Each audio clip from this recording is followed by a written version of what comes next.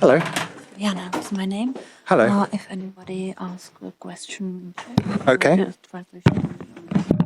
Okay, no problem. Perfect.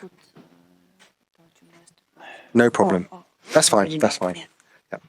Good evening, everyone. Hope everyone's well. If you have a question, raise your hand and we'll come to you.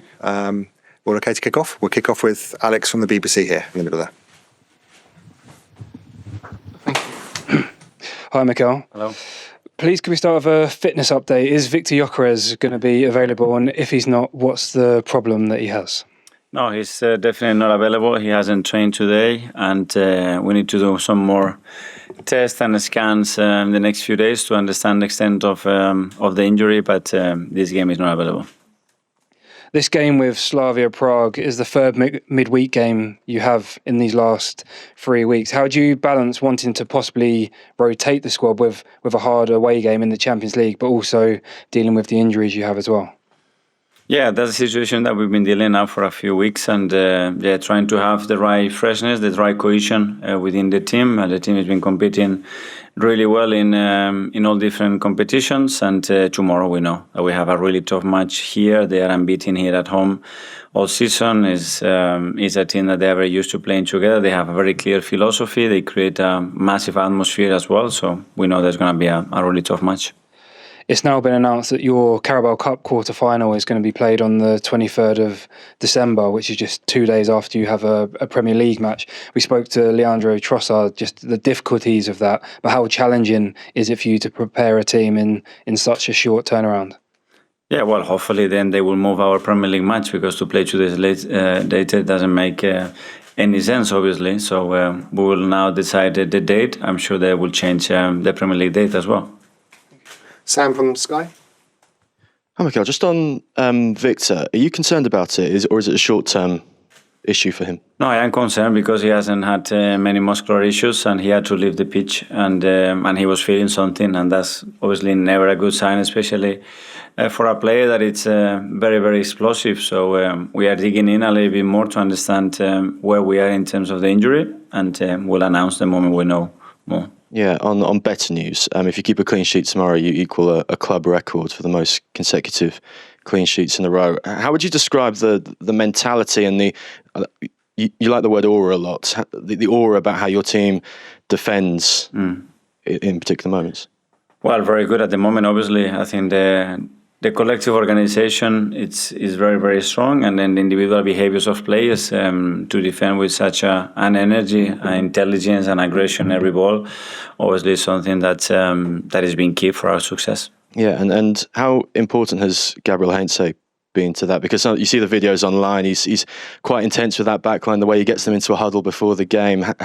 What's the impact he's had on this team? It's the whole team. Obviously, every member of staff, every player brings something to the table. That's something extremely collective when you talk about the numbers that you're talking, and everybody has to bring his piece. Gabi's done it, all the coaches do the same, and especially the players who at the end have to execute what we want. Ed from The Guardian. Hi, Mikel. Just to clarify on the Carabao Cup then, so have you made a request to the Premier League to have your game moved then officially? I leave that to the club. I think we're very clear where was the best thing, the more logical date to play. They bring a different date, so I'm sure we'll have to adapt to that. But if you do have to play it, do you think it's the sort of thing that could really be a disadvantage for you in the long run over the course of the season, because 2 games in 3 days? I think, as I said today, I'm sure we will apply the principles of, first of all, is the players, then is the supporters, and then the times that we need to have equality and the same chances for every club. So hopefully it will be fair. Charlie from The Sun.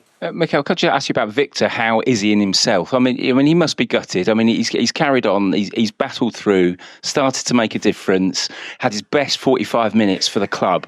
And now this. I mean, how is he?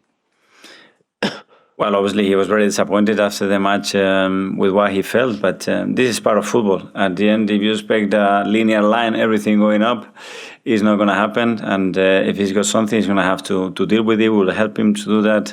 As you said, he was in a really good moment, in a really good form. It's very important for the team. But for tomorrow, we don't have him. So that's it. Isan Delimo. Hi, Mikel. It's just Arsenal and Inter Milan in this competition that have yet to concede this season in the Champions League. How impressive is that, and how much of a good start has that been the foundations to everything else? Yes, of course, it's a huge platform to win games, and the difficulty of that in this competition, and when you are playing away, even more so. We know that tomorrow we're going to face a really good challenge here, and it's a team as well that they are very intense, very direct, very vertical, and we're going to have to be really good to achieve what we want. And just one on the Carabao Cup fixture.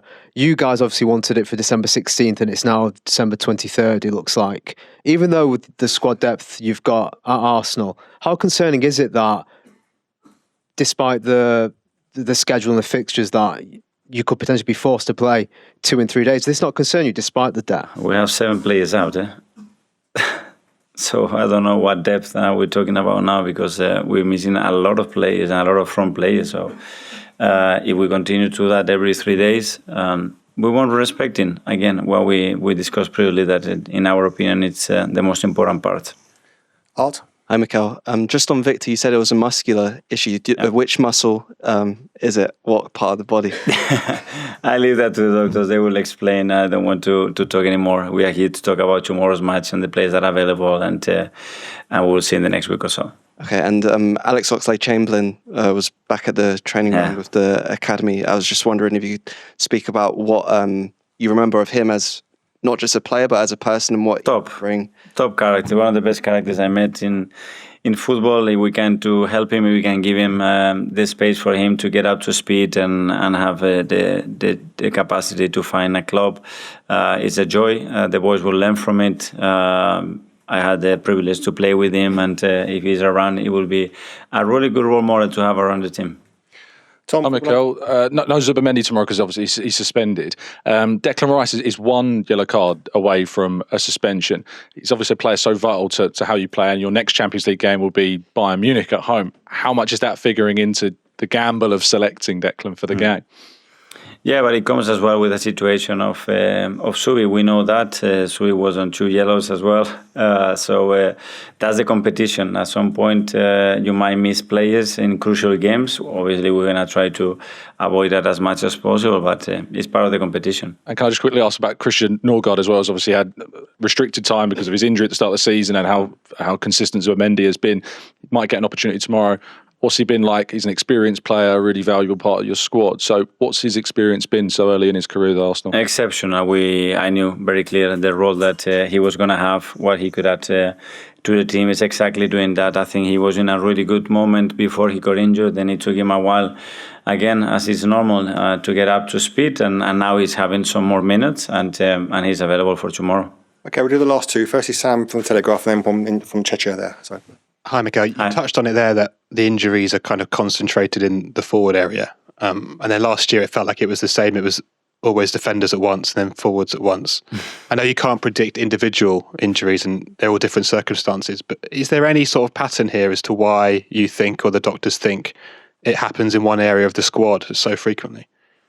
Well, we looked at everything. Obviously, we have 4 knees with Gabriel Jesus, Kai Havertz, Madueke and Martin Odegaard, which is very, very unusual, all of them with long term. And then we have some muscular injuries with other players, which it can happen, and every club is having. I think it's very unusual to have that many players in the front line with issues. We have to face it. We've been facing it in a brilliant way, and we'll continue like this.